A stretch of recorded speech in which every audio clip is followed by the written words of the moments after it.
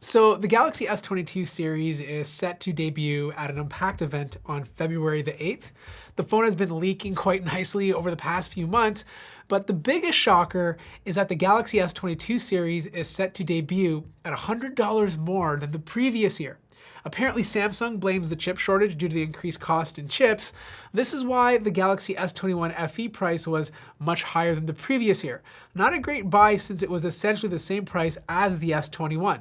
The S21 lineup had very poor sales across the board. Thankfully, their foldable lineup has been selling like hotcakes.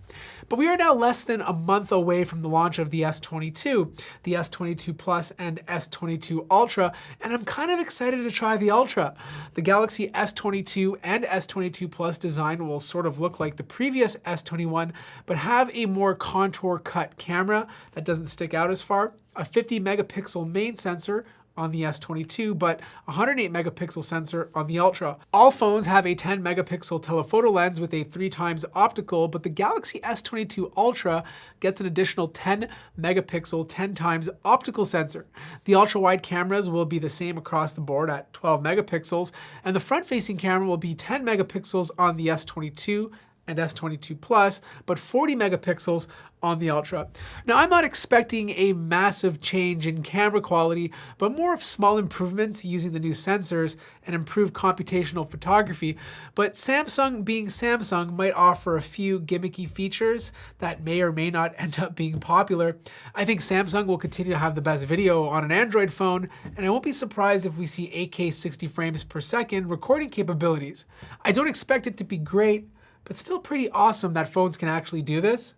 One thing I'm glad Samsung is doing is reverting back to an all-glass back. Last year you could only get a glass back on the Plus or Ultra version, but not on the S21 normal. Considering how expensive these phones are, it should have never come with a plastic back to begin with.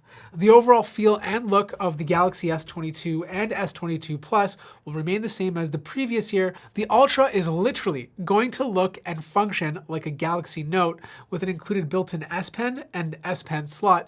In fact, it looks so similar to a Note 10, it would be hard to tell the difference unless you flipped it on its back to see the cameras. The cameras on the Ultra will look less in your face and more minimal compared to the Note 10. I personally prefer this, but just note, pun intended, that the S Pen will not work on the other S22s. I think Samsung ditching the Note line and rebranding it as the Ultra is the right move. Waiting until August for a separate Note device doesn't make sense. When the Note first came out years ago, it was always faster and more powerful, but that kind of changed over the years, and the specs are so similar to the rest of the lineup. The displays are expected to shrink on the Galaxy S22 from 6.2 inches to 6.06.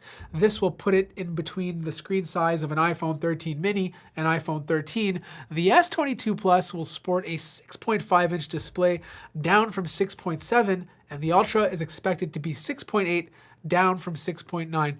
Honestly, I love these new screen sizes. 6 inches is a good size for a smaller phone, and 6.5 will still feel comfortable to hold for a lot of people. And for those that want the bigger screen to write on, there's always the S22 Note. S22 Ultra.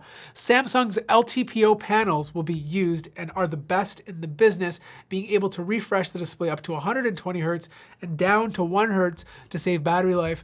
But the crazy thing is it will have a max peak brightness of 1750 nits, which will beat anything else on the market, including the 13 Pro Max. My gut feeling is the peak brightness display will be exclusive to the Ultra and possibly the S22 Plus, while a full HD resolution will be used on the S22. I can't wait to see what HDR content is going to look like on this thing. No under-display cameras in the front. It will still be a punch hole, and I'm fine with that. I want them to take their time until it can be done properly without actually losing camera quality.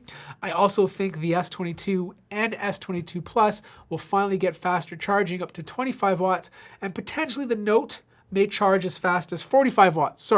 Ultra. With brighter displays and better LTPO technology, my gut feeling is the battery sizes will be the same too.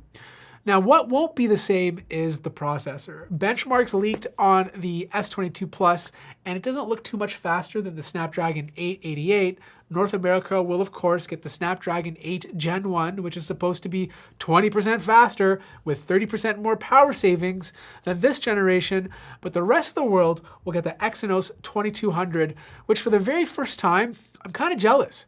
This year, Samsung is partnering with AMD to bring a GPU based on the RDNA 2 architecture, and this GPU could easily be the fastest thing we've ever seen on any smartphone.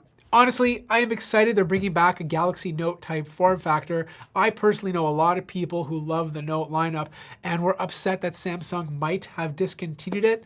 I hope it does well because Samsung makes great notes. I'm also super curious to see what this Exynos 2200 can do with this AMD partnership. That is going to be very interesting.